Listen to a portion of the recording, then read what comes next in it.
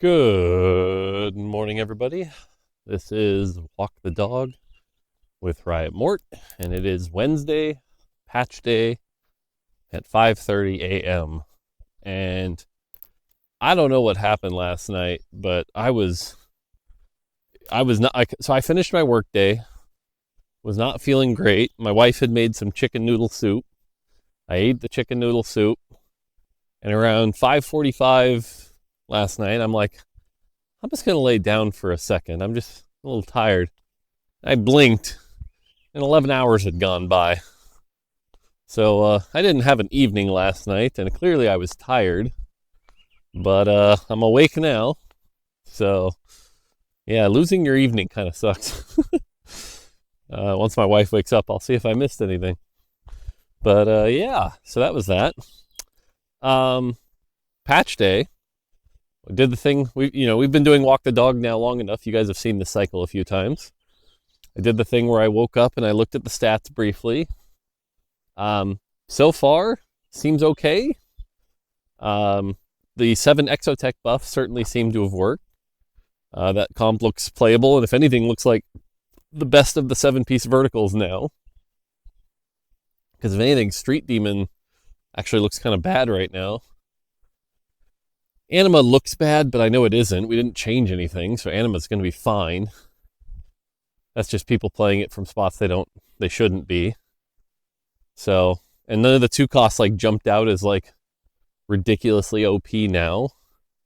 Darius actually looks solid. It's possible, because MF still looks like the best 4 cost. It's possible 5 Syndicate moved things too much, but I'm skeptical. But yeah, we'll see. We'll see how it develops. Obviously, we've seen enough times also that day 1 of the patch doesn't mean anything, right? I think if you go back and watch this 2 weeks ago, I think I said, oh yeah, the Graves thing didn't really seem to move the needle. And then fast forward 2 weeks, and now everyone wants Graves nerfed and is freaking out about Graves. If I had any flaws that I saw so far that I call out, Titanic Hydra being so bound to Graves, that's not great. Though it's funny, I did say that item was going to be good on a ranged champion. Senna was my prediction, but a 3-star Graves kind of has the same theory: high base AD, high HP. So it makes sense. But yeah, and then the other one is that Flickerblade still looks really, really good despite the nerf. So Flickerblade looks a little too good, but all the Radiant items seem to be in a better spot. Radiant Void Staff looks good. Spirit Visage looks good. Hopefully it won't become the weakest item. People will actually build it now. That extra 100 HP did a lot. On the artifact side, Shiv's now looking decent. So yeah, overall, seems like it did what it should. Next patch is the World's patch. So yeah. Anyway, that's how things are looking. I mean, it makes sense. It was a small patch. The thing I won't be able to tell from data, and you guys will have to tell me as you play, is how are the PvE mobs feeling. My concern is that they'll all just feel samey. But we'll see. Yeah. The other one I wanted to talk about briefly, this isn't answering a question, but a common new complaint that has moved on from some of our challenger players now is well, the contents from the gold orb or the contents from the prismatic orb are unbalanced.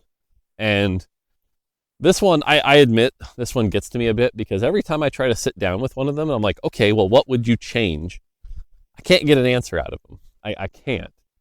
The only legitimate one I've heard is that the artifact anvil from a gold orb, which was purposely put there as sort of a high roll, is too strong. And so internally we've talked about okay, maybe we take the artifact anvil out of the gold orb. Okay, that one seems legit. But the reality is, beyond that, it's sort of I just don't want gold at all. And it's well, we can't completely remove the gold, but how much gold would you give me? It's well, plus 1 or 2 more maybe. And it's if these are the margins we're talking about, I don't know, man. And it just seems like one of those things that it's one of the few remaining pieces of variance, and so therefore let's complain about the variance. But I don't know. I've also heard Froden talking about, certain augments he thinks are unpickable, but like clearly they're not because the stats seem okay. I would love to do a pass on what he truly believes are these unpickable augments so we can really understand it. Because the last time somebody said there was an unpickable augment, it was Dasik ranting about the Vanguard one. And the Vanguard one not only looked not bad, it looked quite good in the stats. But there is something to be learned there. And I want to be clear here. This isn't like some weird like conflict thing. It's, as a designer, you should be trying to understand, right? Like, let's use that Vanguard example. Why is it that one of your best players misinterprets or misvalues the augment, right? If you have an augment that your best players can't even value, regardless of the actual power input, if their ability to interpret that power is incorrect, then clearly the way you're designing it isn't coming through, right? Like, how are people not understanding that? It might be too complicated. It might be giving you power on an axis that's really hard to appreciate. And so like, the example here with the Vanguard one is like, because a lot of the power is actually in that bonus damage, which doesn't really show up on damage meters other than just like a tiny like 500 burst. But when it's like your 6 different Vanguards are each hitting for an extra, 500 or 600 damage, if you had an augment that just said, hey, randomly deal 3,600 damage to the enemy team, that's a really good augment, But because it's distributed amongst all these Vanguards, it's not appreciable. And so people don't recognize the power that's inside that augment. And so, like I said, there's things to learn here. And I would love for the people who work on our augments to sort of look through that and sort of go, okay, even if the math is there, why are people not understanding that? Because you want augments that are appreciable and easy to understand. And again, if our best players can't, that's an issue. So anyway, I've rambled on long enough about live stuff. Holy crap, 7 minutes. Man, my brain is fried, I'm telling you. All right, let's get to questions. I have questions for today. This question was about how I always talk about how we have a cost of making new characters like Sohm and Kobuko. Could I go a little bit more into that cost? Yeah. The way to look at it is the TFT team has, designers and artists, right? And we're making a new set. And our artists have a bucket of time, right? And we'll define that bucket of time, let's just say it's, because one of the other things is like, currently our artists work on every set. So that bucket of time, we'll just say it's 4 months. That's not quite accurate. There's complexity behind it, but let's just say it's 4 months. Okay. Now, this 4 months could be things like making sure the splashes are color matched for the set, making sure you color change any champions so that all like the street demons are the same color. It could be coming up with any VFX or special UX for any like cool armories you're doing. It could be making a Cypher looking model that can be there to hold your Cypher thing or like your 8-bit arcade machine, right? Like there's a list of things they need to make. And the less unique stuff we do, the more time they can spend on stuff like that. Now, let's say for whatever reason, product and design come together and they're like, nope, we absolutely need to make a water dragon. Let's go. Okay. When you're making a new character from scratch, there are requirements, right? It needs to fit the world of Runeterra. It needs to be unique. And so first thing you have to do is concept it. You have to concept, what is this dragon? What's it going to be? And hilariously enough, because we don't do a lot of concepting on TFT, because we're in known space, we don't often have a concept artist lying around. Okay, cool. So we get one, we do that. We got to pick one. Then, because it's a brand new character, that means we have to find an existing model or make a brand new model. If you're making a brand new model, that's a lot more work. It takes time to build those models. If it's an existing one, cool. You just got to make sure it works.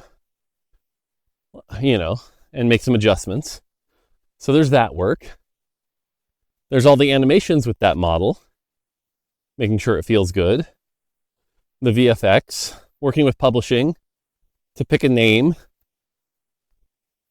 et cetera, et cetera. And so, if you look at League of Legends, like anytime they make a new champion, it takes a while, right? Is there lore behind it? I know Sloan and the art team worked really hard on the lore for Kobuko, and they were really proud of that. So it becomes just, it's not that any one of those individual characters is costly on its own. Like, we can do it, but it's just a lot more costly than our standard method. And so we make a big trade-off when we do that. Now, with something like Arcane, we pretty clearly were like, hey, if Into the Arcane is going to feel like the Arcane set, we're going to need to include a lot of characters. But that number, we debated between, like, is it 8, is it 10, is it 12? We tried to pick a number, and we work with the art team and sort of figure out, well, what's our limit? And, that's where we came to 10. It was like, we think we can do about 10 characters. But that's a tricky thing. Another thing that can cost us time is, like, if we want to use Wild Rift skins, because Wild Rift has some pretty cool skins that we've been using occasionally now. And it's like, but to get those ready for the League engine, that's more of an artist's time, right? And so all of this sort of adds up to where you want to spend that time and how you want to bucket it. But yeah, the creation of a new character, that's the other thing too, is the creation of a new character technically end up pretty permanent to TFT, right? Like, Kobuko has now sort of become a long-standing thing. We've used him now in 2 sets. League used him for their shop as a little Easter egg. With things like Nora, it was kind of nice because it was like, well, we get to skip some of that work, right? We don't have to do the concepting, but we just have to do, like, put it on a model, make it animate, things like that. And so, like, the difference between Kobuko, which was from scratch, and Nora, which was a known character, is less work, right? And so that ends up quite a bit better. What animal is that? Is that a cat? That is a cat. Huh. Poor cats. Anyway, so yeah, that's kind of the cost. Oh, poor kitty. It's okay. He's mewing at me. Into the woods he goes. Sorry, I'm now very distracted by this cat. Hi. Hi. Hey. Yeah. I don't know if you guys can hear that. It's okay. No, I won't bother you. You okay? Okay. You don't have... It's okay. All right. Into the woods he goes. There he goes. Okay, bye. I won't bother you. Okay, if you're here when I come back, though. Wild. Anyway, so that's kind of the gist of it. There's a cost. But, if it makes sense to do it, we'll do it. But, if we were going to make a set with 20 of them, like, that would kill the art team. That would kill the poor art team. There's no way we'd get that done in time. So. Oh, and then the one other thing worth mentioning is, like, usually there needs to be a pretty good need. We can't just be like, I want to make a new character because it would be cool. Right? In Dragonlands, it was like, guys, we're trying to make a dragon set. We need more dragons. Can we make some dragons, please? Great. Or in Kobuko's case, it was, hey, we really want Yordles in the set because players love Yordles. But my God, we're tired of Poppy being a one-cost tank and nobody else has any good skins. Amumu doesn't have any great skins that fit the theme. Rumble doesn't have any good skins that fit the theme. We need Yordle tanks. So, Kobuko. Now, hilariously enough, fast forward to Cyber City. Poppy's a one cost and Kobuko's not, but That's the other thing too, is that whenever we make a champion, there's pride amongst that champion, and then people are like, I want to use it, So who knows? Maybe the end of the arcane characters will come back at some point. I know players really like Smeech, so but that's because Smeech is weird. Okay, anyway. This next question is actually a really hard one. How do you decide when to guide players? How do you decide when to give them a item recommender or things like that versus tell them to suck it up and figure it out? This is a hard one. And the reason this is hard is because when you talk about player accessibility, your natural tendency, especially if you're somebody who's not as good at the game, is to go, let's add some more help, right? League of Legends did this with their item recommender. TFT has like the 8 items. And we've even had discussions of like, that's not good enough. Maybe instead of 8, it should literally pull the most built items for that champion and only show 4. And so it's data driven as opposed to just these group buckets. Or, should we put something that's like, hey, when you grab a Twisted Fate, it shows you that you should probably put it on the back row, and the back row highlights, right? Like, how much help do players need? And all of these things are accessibility, right? They help a new player understand that, like, oh, if I'm playing for the first time, Twisted Fate goes on the back line, cool. Or, oh, Twisted Fate likes Death Cap. Great. These are things I can learn. But, and this is where it gets controversial, there's an argument that the tension around learning a concept creates an attachment to that concept. And what I mean by this is when you, I'm trying to think of the best way to explain this. When you take the time to learn how to do a Hadouken in Street Fighter and you finally pull it off, it feels good, you become attached to the fighting game genre and you're like, I took the time to learn this skill and I'm ready to play the game. And the same is true for any game that you've been deeply invested in, where it's like you take the time to learn, you feel like it's a skill you've mastered, and you want to keep participating and using that skill. But if you make it too easy to learn that, right? So in Street Fighter's case, this would be like, I haven't played Street Fighter 6, so I don't know about their modern controls, but I know in Street Fighter 4 for 3DS, they had single button special moves. It was just like you press a button and a Hadouken throws out. And it's like, yeah, that's easier and more accessible, but you don't become attached to it because you didn't really learn it. You didn't really earn anything. And I think League has actually been similar, at least for me. It's like, I just don't learn the item system, right? I just buy what it tells me to. That gets me 90% of the way there. And it has made my personal attachment to League of Legends go down. The same is true, like, I know, this came up a lot recently with the extraction shooter genre and how Marathon was removing some of the tension and difficulty that things like Tarkov had, and that was making some of the people who really mastered that skill not enjoy the game as much. Dota purists, people who really, really like Dota, will say League did some of this as well, and they don't really like that. And so there's this tension between what's the right answer, right? It's like, make your game more accessible, but at the cost of that depth of learning.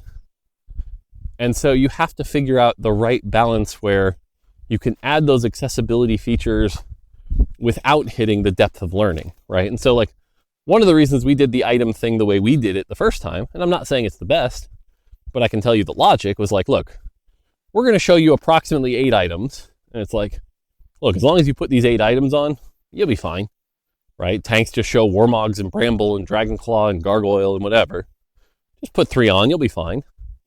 But there's still a lot of depth around, like, okay, well, maybe you shouldn't put Bramble and Dragonclaw and Gargoyle. It's like, well, no, maybe you should actually look around the lobby and instead of Bramble, do Warmogs. Or like, there's actually decision making around those items. or understanding that like, yeah, Zeri lists 8 items, but Ginsu's is one that you really, really need. So you should probably prioritize that one, And so stuff like that allowed there to still be that skill expression and that depth of truly mastering the items that belong on each character without just completely eliminating it. So there's no real clear answer, and I'll be honest with you, I think this is one of those things that the industry is still fighting with. It's still trying to figure out, because I think you talk to different people and you'll get different answers. Everyone's natural instinct is sort of like, hey, I want to look at new player retention. I want to make sure, like we know, for example, TFT is a hard game to get into. Like that is just purely a fact. But I always look at a game like Minecraft. To me, Minecraft, especially the first like 3 years it was out, hard game to get into. Like you sit down and you play it and you're like, what am I doing here? I don't understand. But that sense of discovery created that attachment, I think, that now if you're like a deep Minecraft fan, you're in it, right? You're talking about all the things you found. There's just so much going on here, and I still don't think it's that accessible. So my personal design opinion is that teach people the basics, right? Like in TFT's case, it's teach people how to like, three of a kind stars them up. Getting traits is good. Place things on the board, survive. Items combine, A plus B equals item. You'll figure the rest out, And some players won't, right? Some players will go, this is too much, my brain hurts, this is not what I'm into. But the people who do, who go, ooh, I want to figure all this out, find it very, very rewarding.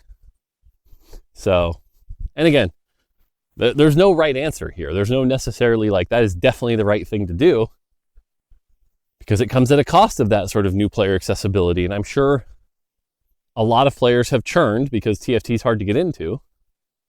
But I believe that just as many players have stuck around for this long because TFT is exciting and has a lot of depth and is fun to explore and master. So, yeah. But this is one, like I said, I think if you talked to me, my bosses, people around me, you would get 5 different answers. So that's just my opinion. But that's a hard one. That's a really hard one. All right, next one. We opened up that design position for League and TFT that I posted about on Twitter. And we got thousands upon thousands of applicants. I'm not supposed to say the number, but it's a very large number. So the question is, how do we go about figuring out which of those candidates is the right candidate? And like, how did Kent, who got this position last time, what attracted us to Kent? So generally when we open up this position, we immediately talk about what we're looking for in the first place. So for example, we knew for this position, we wanted somebody with very high game affinity. These are people who are already TFT fans. They understand the game, and not like hey, I play double up with my friends sometimes. No, but for this position, and we don't do this for every position, but for this position, it was like, no. I want somebody who's like obsessively making spreadsheets about TFT, or has been playing for at least 3 years and has hit master a couple times and really likes to nerd out about the stats and, but not just that, we also talk about the behaviors we're looking for, right? So I mentioned it in my Twitter post, but one of the things we're looking for is somebody who is not going to come in and just be like, I'm already the TFT expert. I'm here to show you all how it's done. No. Because they don't. What I need is somebody to come in here and go, hey, I know a lot about TFT. Now let me learn from the people who make the game, and I'm going to get even better, right? I want that growth mindset. And then from there, the only other thing we can talk about is that we also want somebody who knows how to work in a professional environment, right? And so this is somebody who's actually knows that like, hey, work days are from 10 to 6:30 and I'm going to show up at 10 and actually be on time and be respectful in meetings and, have a professional approach to life. And so like with Kent, it was like, well, he had hit Challenger a couple times and he worked at Blizzard in finance. So he knows how to be professional. And then when we interviewed him, so then, you have like the design tests and the interviews through the process. Because obviously even just those things I just talked about. Oh, cover letter. That's another one. The cover letter can really help sort of like how excited are they for the role? How familiar are they? Do they actually know what they're talking about? Or is this just an AI generated piece of junk? So that narrows it down. Then we have the tests, and the tests will also help narrow it down. And then we have the interviews, and the interviews are when I finally get to get involved. I have this cool interview that I'm really comfortable giving. I can't tell you what it is because I don't need people practicing for it. But I do that interview, and like, I think the person has to do like 5 or 6 different interviews, and if they all end up thumbs up. But in Kent's case, it was like clearly knew some stuff and clearly had a growth mindset, but also was polite and professional and was willing to learn. And so I was lucky enough we got Kent hired, and he was kind of like my protege for a few months or a few years. Let's say almost 2 years. Basically from the time we hired him till set 9, he worked with me directly on live. And it was like, yeah, I was coaching him constantly and giving him, all of my wisdom and things like that. And, you'd have to ask Kent how that went to him. I'm sure some days were intimidating or some days were frustrating, or Mort can be a pain in the ass boss sometimes. So someday ask him. I'm not going to try to tell you that he loved every minute of it or something like that. I'm not so naive. But overall, Kent came in, absorbed a lot of the stuff we were teaching him, as well as bringing his own skill and his own flavor and his own work ethic. And now he's a senior designer and he runs a team, and he's going to be involved in some of the set 18 work we're doing next week while I'm on campus. So he's a big deal now, which is great. And he earned a lot of that. So that's kind of what attracted us to that. And that showed us we made the right call when picking Kent. And oftentimes when we're looking at new candidates, we're sort of like, okay, we're ready for the next Kent. We're ready for the next person who like knows a lot about TFT and, can do well. Now, the thing I'll note here is Kent is also a really good example of what happens when you've been working on TFT for a long time. Because Kent does have a great work ethic and does a lot of great, stuff. But what's interesting is if you look at Kent's account, he hasn't hit master in like 3 or 4 sets. He, because when you're working on the game, you only have so much time to play the game, and so like that's a skill that gets traded off. Sorry, this is where the cat was earlier. I don't see it. It must have ran off. That's sad. Anyway, so yeah, and like I said, the big thing here is thankfully we have a recruiting team that helps us out with this. They help us do that first part. Like I said, I had a lot of people reach out and sort of like, hey, can I talk to you about it? And it's like, well, no, you can't, because I need to be unbiased and I can't be a part of the process. My job within this is just eventually get to a point where you interview with me, we do a design exercise, and I go thumbs up or thumbs down, So pretty wild.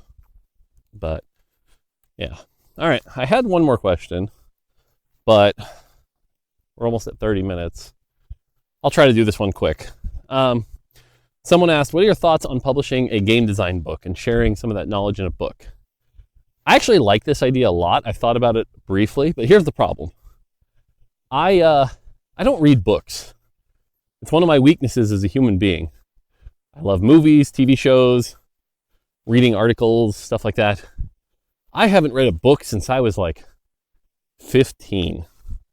Books are just not it for me. I get bored. And I know I'm missing out on a lot of good content because of that. It's just a weakness of mine. I just haven't read books. And the reason I bring this up is because it's hard to write a book and know what a good book is like if you don't read them, right? So yes, I have all this knowledge, but I wouldn't know the first step in going about organizing that and making that an attractive book to read. Like the one book I wanted to read recently was the one about Blizzard and about how all their stuff went down. That would have been a good book to read. But like, yeah, so I would actually need to work with somebody to figure out if, like, take all my knowledge, write it down into notes, figure out how to sort it into a good book, and then make that happen. And I'd be down to do that, but I don't think I can do that on my own. So that'd be the big thing stopping me. That's the big thing stopping me. And who knows, maybe in 10 years when I retire, that would be a good time to do it. I also think there's two separate topics that would be interesting, right? One is like just general game design knowledge. The other is like, what was it like to work at Nintendo and Riot? And I feel like I can't do that second half until I quit, until I'm out of the industry and retired. So, but those would be fun stories to tell. I've actually been telling myself what I need to do is start writing stuff down so that I don't forget. And so that when it comes down to the point where it's time to do these like memoirs or whatever you want to call them, that like actually I have notes and can remember, oh yeah, I forgot to tell you about the time when, this is fake. When Giovanni blew up the game because he was mad at Kent, whatever, like cool story. And again, that's a fake story. That's not a real thing. I'm just using it as an example. So anyway, TLDR, it'd be cool. I would need help because me no read book, me dumb, me TFT player. So, all right, there you go. 32 minutes. Hopefully this thing didn't turn off as it sometimes does. It's patch day.